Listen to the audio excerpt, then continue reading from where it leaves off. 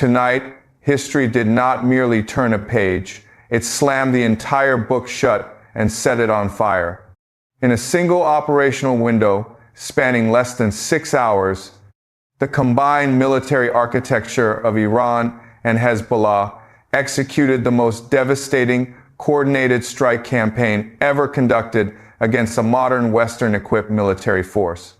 450 Shahab-3 ballistic missiles launched from Iranian territory in synchronized waves, 2,500 rockets and precision munitions fired simultaneously from Lebanese soil by Hezbollah forces along the entire northern frontier.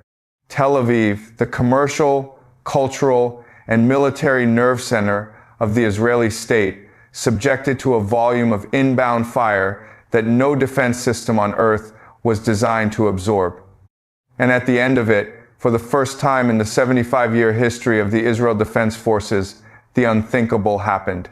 White flags, ceasefire requests transmitted through emergency diplomatic back channels, IDF command acknowledging, in the language that generals use when they have no remaining options, that continued organized resistance was no longer operationally viable across multiple simultaneous theaters. The Israel Defense Forces, the military institution that defeated 5 Arab armies in 6 days in 1967, that rescued hostages in Entebbe, that struck Iraq's nuclear reactor before it could produce a single gram of weapons-grade material, that the entire Western world had elevated to the status of an invincible regional guardian, had reached the limit of what any force can absorb when simultaneously struck from 2 directions by an adversary that has spent 40 years preparing for exactly this contingency. Washington received the news at 3:42 inches the morning Eastern Time. The president was woken by the National Security Advisor. The Situation Room filled within minutes. And from that room, as the scope of what had just happened became clear in real time, there emerged not a plan of action, but a stunned, institutional silence that lasted long enough to tell everyone present everything they needed to know about the options that remained. Tonight's analysis takes you inside every dimension of this event.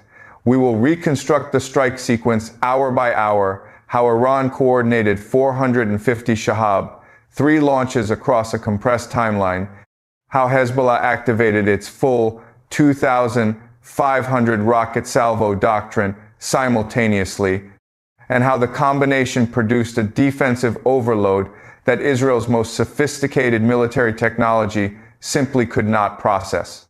We will examine what IDF surrender actually means in operational, political, and historical terms.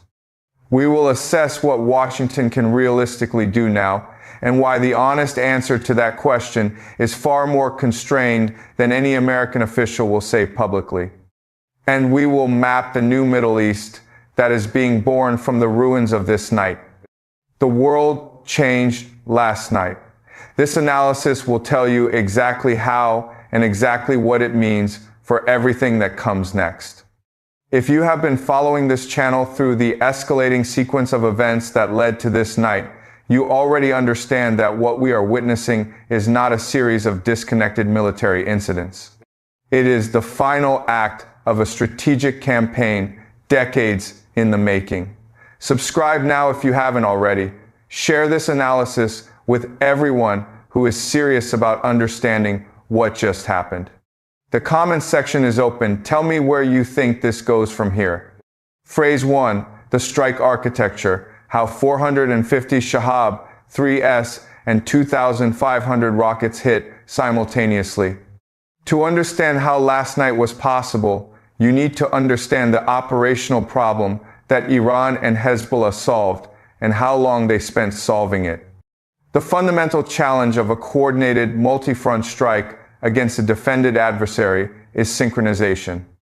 Launching 450 ballistic missiles from Iranian territory and 2,500 rockets from Lebanese positions against the same target set within the same operational window requires a level of command, control, and communications discipline that most military organizations in the world cannot achieve.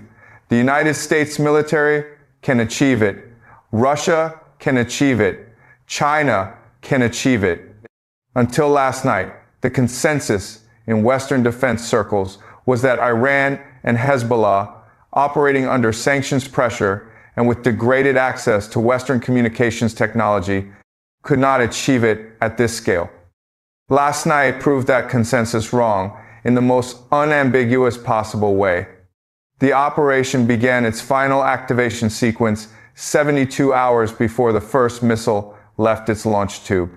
Iranian IRGC commanders and Hezbollah operational leadership had been in coordinated planning for this contingency for years, running tabletop exercises, refining timing sequences, pre-positioning mobile launch platforms, and establishing the secure communications infrastructure required to coordinate simultaneous action across a geographic distance of over 1,000 kilometers. The final activation was triggered by a predetermined threshold condition, a specific Israeli military action that both parties had agreed in advance would constitute the trigger point for full operational execution. When that threshold was crossed, the machinery that had been prepared across years of patient preparation began moving.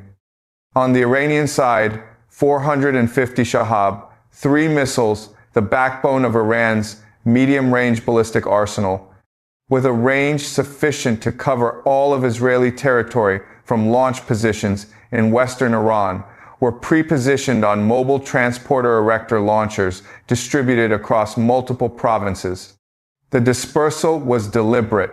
No single Israeli or American strike package, however large, could neutralize all 450 launchers simultaneously. The geographic distribution of the launch platforms meant that preemptive destruction of the arsenal before launch was operationally impossible. The Shahab-3 itself deserves careful examination because the Western tendency to dismiss it as an aging system fundamentally misunderstands what Iran has done with the platform across the past decade. The baseline Shahab-3, a liquid-fuel ballistic missile derived from the North Korean Nodong design, was indeed a relatively crude instrument when first deployed in the early 2000s. But the system that Iran fields today, under the Shahab-3 designation, has been subjected to continuous modification and refinement that has transformed it into something substantially more capable than its origins suggest. The current Shahab-3 variant incorporates a separating reentry vehicle, a warhead section that detaches from the missile body in the terminal phase of flight, significantly complicating intercept geometry for defense systems that are tracking the larger missile body rather than the smaller warhead. The reentry vehicle itself has been fitted with maneuvering capability derived from lessons learned in Iran's precision missile development programs, limited but sufficient to complicate the intercept solution available to iron dome, David sling, and arrow batteries during the terminal phase. Most critically, Iran did not fire 450 Shahab-3 missiles sequentially. They fired them in coordinated salvos, groups of 15 to 20 missiles targeted against specific Israeli military installations, launched within 90-second windows from geographically distributed platforms, arriving at their target areas from multiple approach vectors within compressed time windows that overwhelmed the intercept assignment capacity of every battery in the coverage zone. The mathematics of intercept capacity is the key to understanding why the defense failed. Each Arrow, 3-battery Israel's highest tier system, designed specifically for ballistic missile defense, can engage a limited number of targets within a specific time window determined by its radar refresh rate, intercept missile flight time, and reload cycle. Against a salvo of 15 to 20 Shahab-3 warheads arriving from 3 different approach vectors within a 45-second window, a single Arrow, 3-battery cannot engage all incoming threats. It engages the highest priority targets and accepts leakage on the remainder. Iran calculated the leakage rate for every battery in Israel's coverage architecture and designed its salvo sizes and timing to guarantee that leakage would reach critical targets regardless of how effectively the defense performed against the portion of the salvo it could engage. Simultaneously, on the Lebanese border, Hezbollah activated its full northern strike capability. 2,500 rockets ranging from short-range Katyusha variants to medium-range Fajr, 5 systems to precision-guided Fateh, 110 missiles launched from positions across southern Lebanon in a coordinated barrage that had been planned in meticulous detail. The Hezbollah component of the operation served a dual function. Operationally, it forced Israel to split its intercept capacity between the southern and eastern threat axes generated by the Shahab-3 salvos and the northern threat axis generated by the Lebanese barrage, a defense system that is simultaneously tracking hundreds of inbound threats from the north and hundreds from the south and east, cannot optimize its intercept assignment for either axis. Resources committed to intercepting Lebanese rockets are resources unavailable to intercept Iranian ballistic missiles. The combined assault created a resource allocation problem that Israel's defense architecture was not designed to solve. Psychologically, the Hezbollah barrage served an equally important function. It activated Israel's entire northern population into emergency shelter protocols, saturated emergency services, disrupted communications infrastructure, and generated a level of societal pressure that compounded the military pressure simultaneously. A government attempting to manage a military crisis while its population is simultaneously experiencing the largest rocket attack in Israeli history faces decision-making constraints that a government facing a single-axis threat does not. The coordination between the Iranian launch sequence and the Hezbollah activation was achieved through a secure communications architecture that Israeli and American intelligence had been attempting to map and disrupt for years without fully succeeding. The system used a combination of encrypted satellite communications, pre-positioned relay networks, and predetermined timing sequences that allowed coordination to continue even when portions of the communications network were disrupted by Israeli electronic warfare operations. When the first Shahab-3 re-entry vehicles began appearing on Israeli radar screens at 11:23 inches the evening, the initial count suggested a salvo of manageable size. Battery commanders began assigning intercept solutions. Arrow, 3 launchers elevated and fired. The first wave of intercepts was largely successful. Then the second salvo arrived, and the third, and simultaneously the Hezbollah barrage activated along the entire northern frontier. Within 8 minutes of the first radar detection, every air defense battery in Israel's coverage zone was operating at maximum capacity, cycling through intercept sequences as fast as reload times permitted, with radar systems processing more simultaneous tracks than their design specifications had anticipated. At the 11-minute mark, leakage began reaching Tel Aviv. Phrase 2, the weapons that broke the shield. Shahab-3 and the Doctrine of Overwhelming Volume. The Shahab-3 is not the most sophisticated ballistic missile in Iran's inventory. That distinction belongs to the Fateh 2 hypersonic glide vehicle or the Jiang Xueqin with its advanced maneuvering re-entry vehicle. But sophistication was not the operational requirement last night. Volume was. And in the domain of volume, the ability to produce, stockpile, and simultaneously launch ballistic missiles in quantities that exceed the intercept capacity of any defense architecture. The Shahab-3 program represents one of the most consequential military investments any nation has made in the past 30 years. Iran currently maintains a Shahab-3 stockpile that Western intelligence estimates place in the range of several hundred to over 1,000 operational missiles.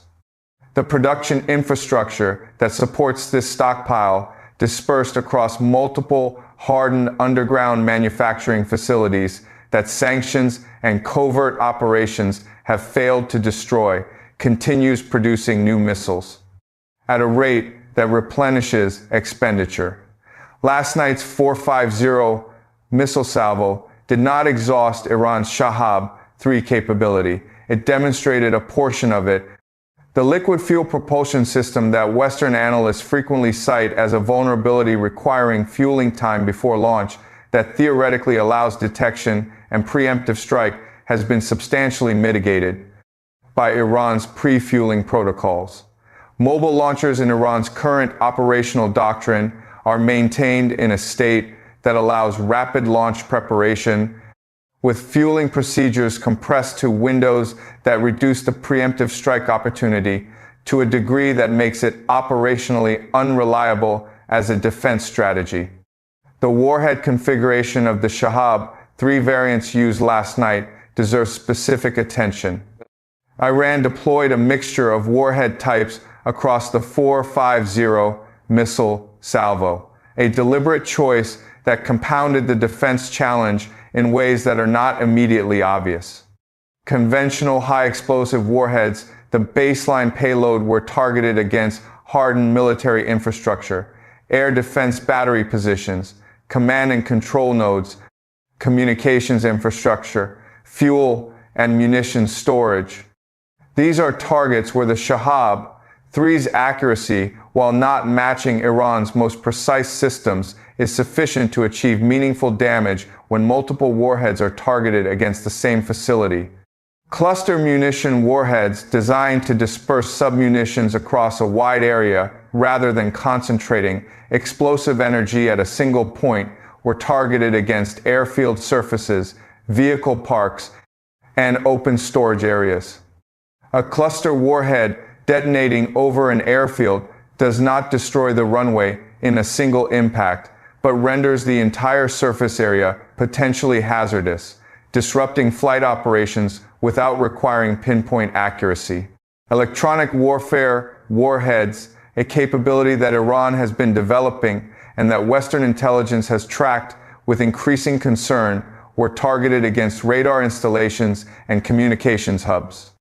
These are not nuclear or radiological weapons. They are conventional warheads designed to generate electromagnetic pulse effects sufficient to damage or destroy unshielded electronics within a defined radius. Their deployment against Israeli radar installations last night contributed to the degradation of the early warning picture at exactly the moment when maximum radar clarity was most needed. The combination of warhead types across the salvo meant that Israeli defense battery commanders were not simply tracking inbound missiles.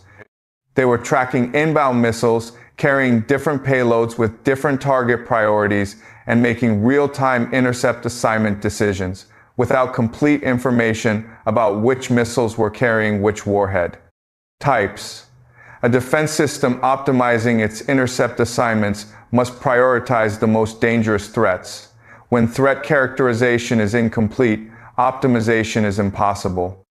The Hezbollah rocket force that activated simultaneously brought its own distinct weapons characteristics to the engagement.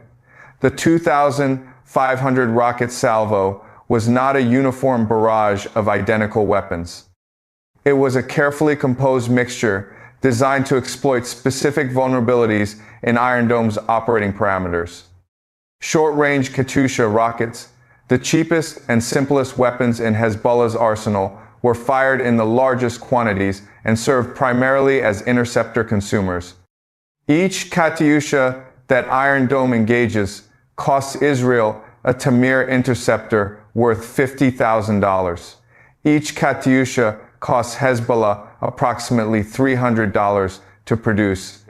The economic exchange ratio of this engagement across thousands of intercepts represents a financial hemorrhage that no defense budget can sustain indefinitely.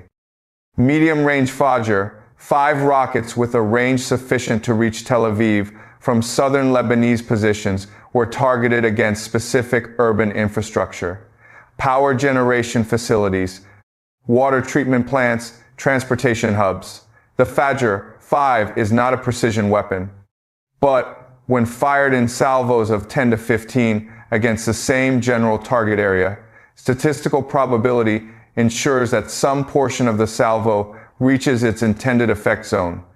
Precision-guided Fateh 110 missiles, Hezbollah's most capable surface-to-surface weapons, with accuracy sufficient to achieve direct hits against specific buildings, were reserved for the highest value targets: Israeli military headquarters, intelligence facilities, communications nodes, and the Iron Dome battery positions themselves, targeting active defense batteries with precision missiles that the batteries cannot intercept because they are already fully committed to processing.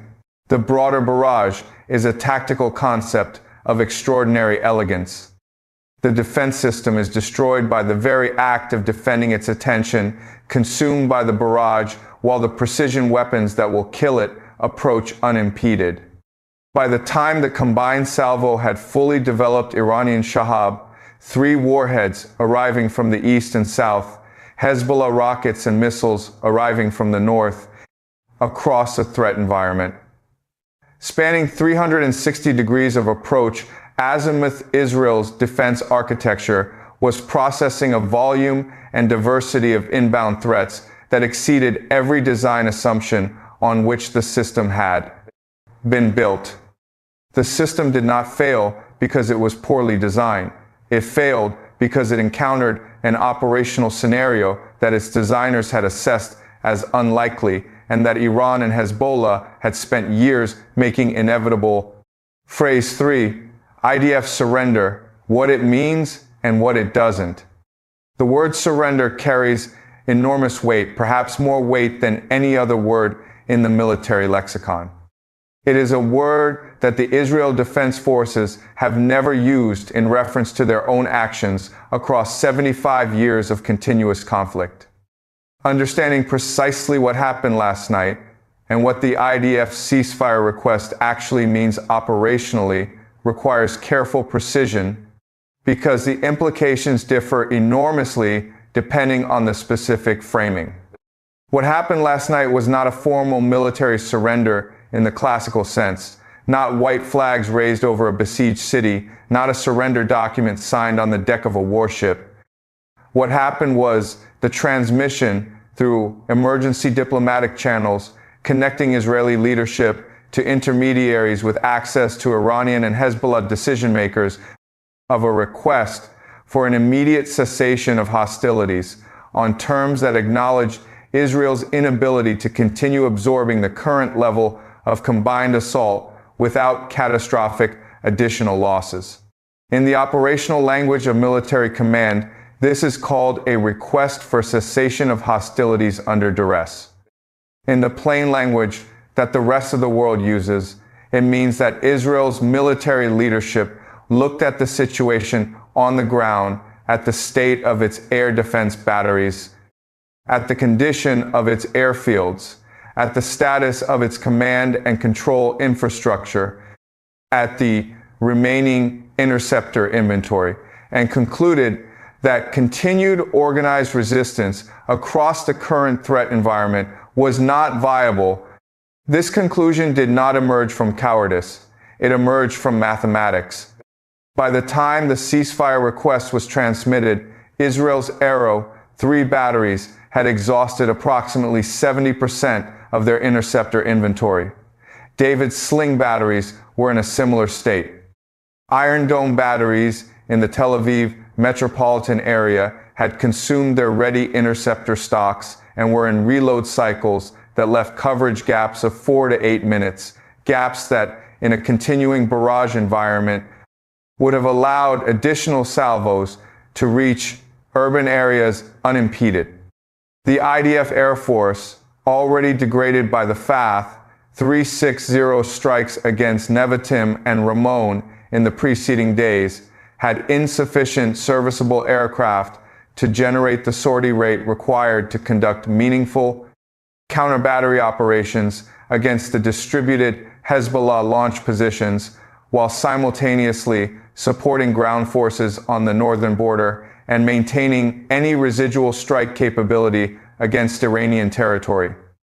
Ground forces on the northern border were engaged in direct contact with Hezbollah's Radwan force, the elite infantry units that had crossed into Israeli territory under the cover of the rocket barrage and were sustaining casualties at a rate that IDF command assessed as unsustainable if the engagement continued at the same intensity. The combined picture: depleted air defenses, degraded air force, engaged ground forces, and a continuing ballistic missile threat from Iran that showed no signs of exhaustion, presented Israeli leadership with a decision that had no favorable branch: continue fighting and accept losses that would consume the remaining functional capacity of the IDF within hours, leaving the state genuinely defenseless, or request a cessation and preserve whatever military capacity remained. Israeli leadership chose the second option. In purely military terms, this was the rational choice.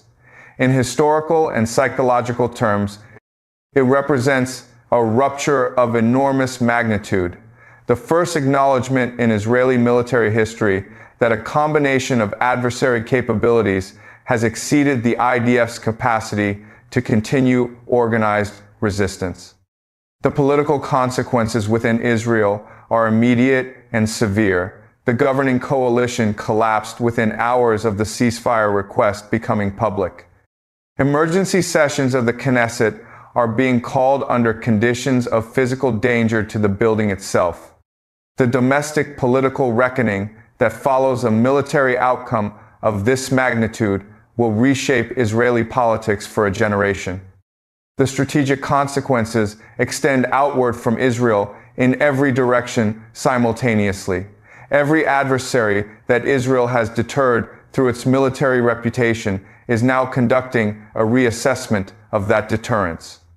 Every ally that has based its regional security assumptions on Israeli military capability is doing the same. The deterrence architecture that Israel has built over 75 years, the architecture that has prevented full-scale war precisely because adversaries believed the cost of engaging Israel militarily was prohibitive, has been fundamentally disrupted in a single night. Deterrence, once broken, is not quickly rebuilt. It requires demonstrated capability and will demonstrated in actual operational conditions, not in press releases or exercises. Israel's path back to credible deterrence is long, expensive, and dependent on variables that Israeli leadership does not fully control, including American willingness to accelerate resupply, international willingness to support Israeli rearmament, and the degree to which Iran and Hezbollah choose to allow the breathing room that rebuilding requires. None of those variables are favorable in the current moment. Phrase 4, Washington's nightmare, the options that don't exist. At 3:42 inches the morning, Washington time, when the National Security Advisor woke the president with the news that Israel had transmitted a ceasefire request, the immediate institutional response in the Situation Room was to reach for the standard toolkit of American strategic response: carrier strike groups, bomber deployments, diplomatic ultimatums backed by credible military threat. Within 90 minutes, the senior military and intelligence leadership assembled in that room had worked through every option in the toolkit and reached a conclusion that no one in the room wanted to state plainly, but that the assembled evidence made unavoidable. The standard toolkit does not apply cleanly to this situation. The carrier strike group option deploying American naval aviation into the theater to provide Israel with the air power it has lost runs directly into the problem that has been accumulating for weeks. Iran's anti-ship missile capability, demonstrated repeatedly across the preceding escalation cycle, has established a credible threat against American surface combatants operating within strike range of Iranian territory.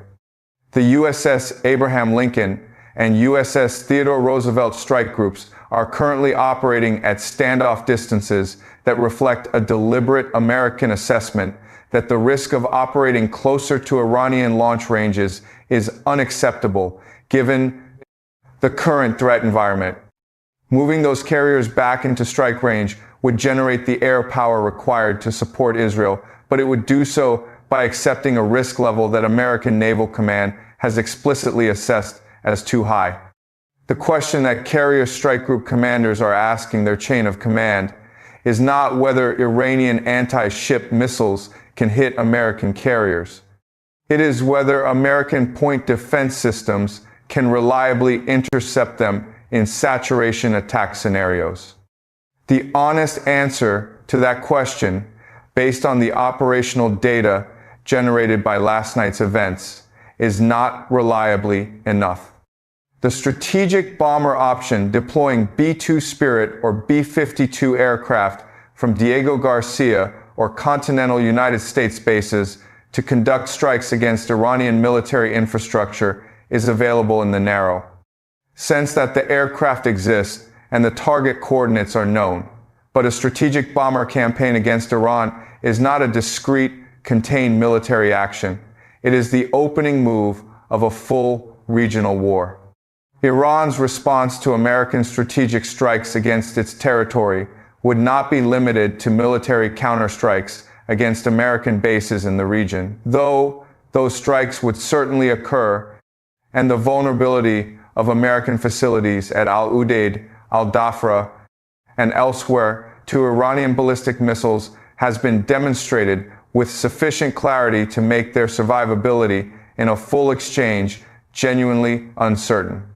Iran's response would also include activation of the full spectrum of its regional network, Hezbollah, at maximum intensity against whatever remains of Israeli capability, Houthi forces closing the Strait of Bab el-Mandeb and continuing attacks on Red Sea shipping, Iraqi militia groups activating against American forces throughout Iraq, and the full Strait of Hormuz closure scenario that would send global oil prices to levels that would constitute a simultaneous economic attack against every petroleum importing economy on Earth. The economic warfare dimension of an American decision to escalate to strategic strikes against Iran is not a secondary consideration. It is potentially the most consequential dimension of the entire equation. A sustained Hormuz closure, even a partial one that raises shipping insurance costs to prohibitive levels, would generate oil price spikes that would cascade through every economy on Earth within weeks. The political consequences of a global oil shock, arriving simultaneously with the military and humanitarian crisis generated by the conflict itself, would constrain American freedom of action in ways that no administration can fully manage. The diplomatic option, pursuing a negotiated ceasefire through international intermediaries, is the path that Washington is currently prioritizing, because it is the only path that does not carry the escalation risks attached to the military options. But diplomatic options have their own constraints. Iran enters any negotiation from a position of demonstrated military superiority over the adversary it is just forced into a ceasefire request. The leverage that normally drives negotiated settlements, the adversary's desire to avoid further military punishment, is inverted in this situation. Iran has less incentive to make diplomatic concessions than at any previous point in the conflict, precisely because it has just demonstrated that continued military pressure is working. The terms that Iran is likely to demand as the price of a durable ceasefire withdrawal of American military assets from the region lifting of sanctions, recognition of Iranian regional influence are terms that no American administration can accept publicly without a domestic political cost that would be existential for the administration accepting them. Washington is therefore caught between military options that carry unacceptable escalation risk and diplomatic options that require concessions that are politically impossible. This is the definition of strategic paralysis, and it is the condition that Iran's patient, methodical preparation over 40 years was specifically designed to create. Phrase 5, the New Middle East, power, vacuum, and what comes next. Pull back from the immediate crisis and look at what last night means at the level of the regional and global system. Because the destruction of IDF operational capacity and the demonstration of American strategic paralysis are not simply military events. They are the final data points in a pattern of transformation that has been building for years. And last night may represent the moment that pattern became the new permanent baseline rather than a temporary disruption. The post-1973 Middle Eastern order was constructed on two foundational guarantees. The American guarantee that the United States would maintain military primacy in the region sufficient to deter any actor from threatening core American interests or those of America's closest allies. The Israeli guarantee that the IDF's qualitative military edge would remain sufficient to deter and defeat any combination of regional adversaries. Both guarantees were tested last night. Both showed their limits simultaneously. The vacuum that opens in the aftermath of this demonstration is not a simple empty space that one actor fills by stepping forward. It is a complex, contested, and dangerous environment in which multiple actors, each with different interests, different capabilities, and different visions of the regional order, are simultaneously maneuvering for position. Iran enters the post-last night environment as the dominant regional military power in a way that it has never previously been. This is not merely a claim that Iran is making about itself, it is a demonstrated operational reality. A nation that can launch 450 ballistic missiles and coordinate their impact with 2,500 rockets from a proxy force across a 1,000-kilometer geographic separation, and achieve a military outcome that forces the most American-equipped military in the region to request a ceasefire. That nation has earned a position of regional dominance through capability demonstration, not through diplomatic assertion. What Iran chooses to do with that dominance will define the next decade of Middle Eastern history. The maximalist option, pressing the military advantage to its ultimate conclusion, carries risks that Iranian leadership is sophisticated enough to recognize. American strategic paralysis has limits. A situation that appears to offer no good military options to Washington today might generate sufficient domestic political pressure to overcome institutional caution tomorrow.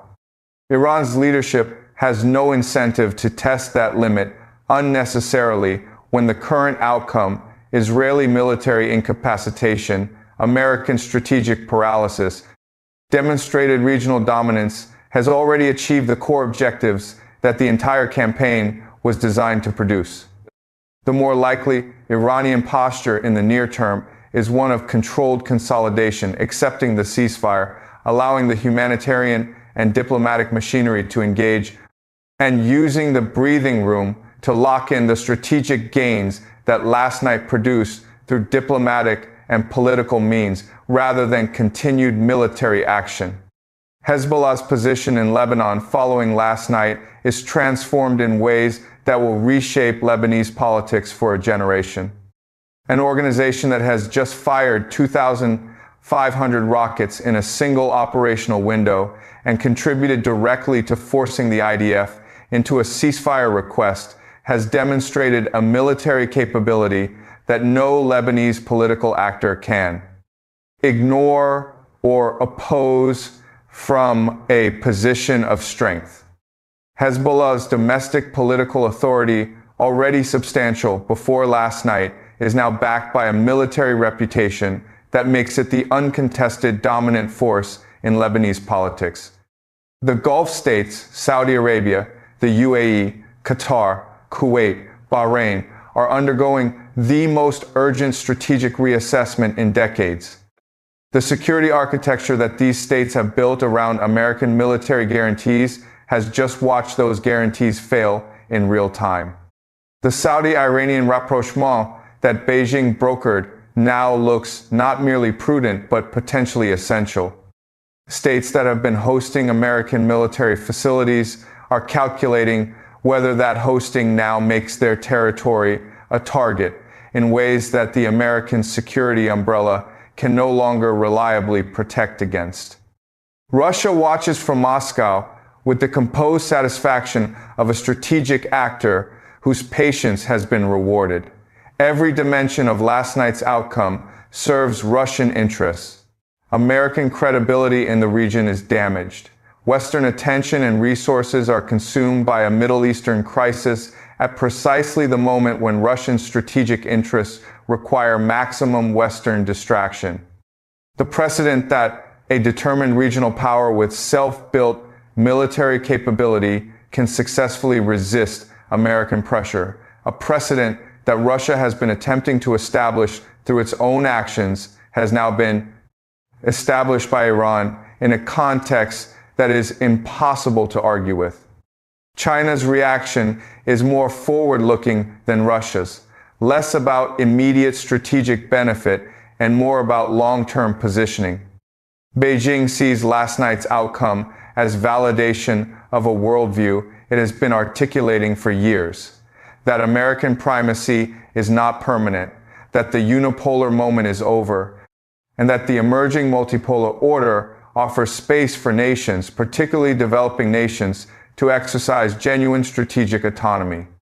China's role as the broker of the Saudi-Iranian rapprochement positions it perfectly to serve as a central actor in whatever diplomatic architecture emerges from the current crisis. The energy dimension of the post-last night environment deserves specific attention because it connects the regional military outcome directly to the global economic system.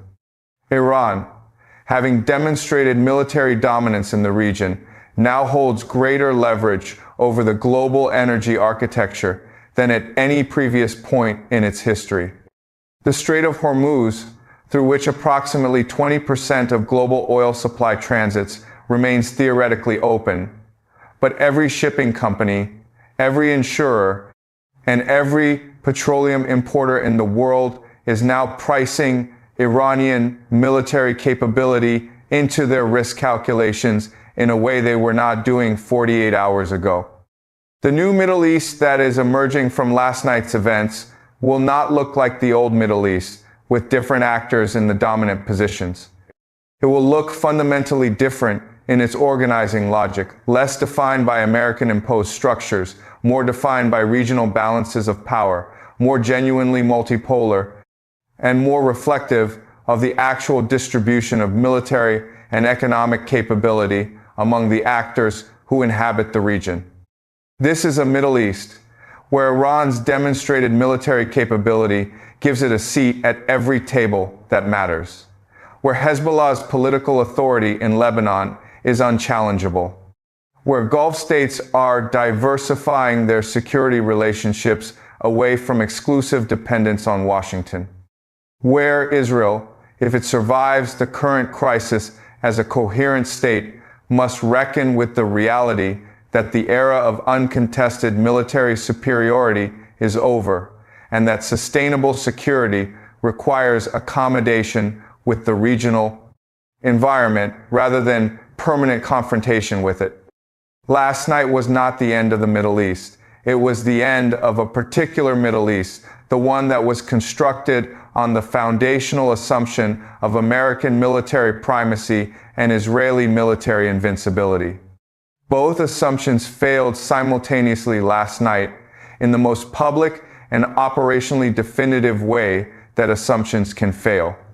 Iran fired 450 Shahab-3 missiles. Hezbollah launched 2,500 rockets.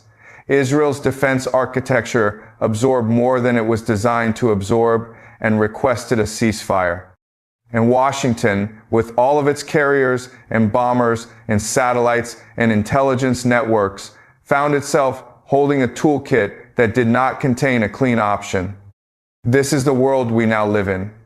It is more complex, more dangerous in the short term, and more genuinely multipolar than the world of 48 hours ago. The actors who understand this new reality most clearly and who adapt their strategies to it most rapidly will define what comes next. The question that defines the next chapter is not whether the old order can be restored. It cannot. The question is what the new order looks like and who shapes it. Iran has demonstrated that it intends to be a central shaping force.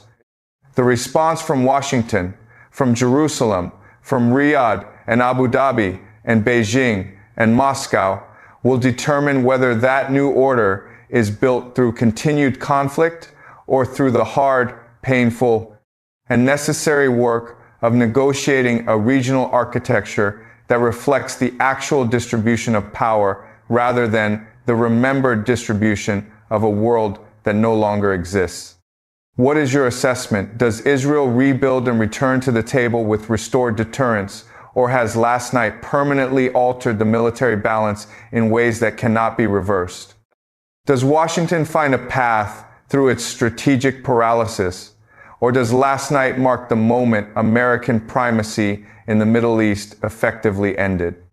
Leave your sharpest analysis in the comments. Share this video with everyone who needs to understand what just happened. Hit like, subscribe, and stay with U.S. Command and Cent, where the analysis goes deeper than anywhere the mainstream media is willing to go.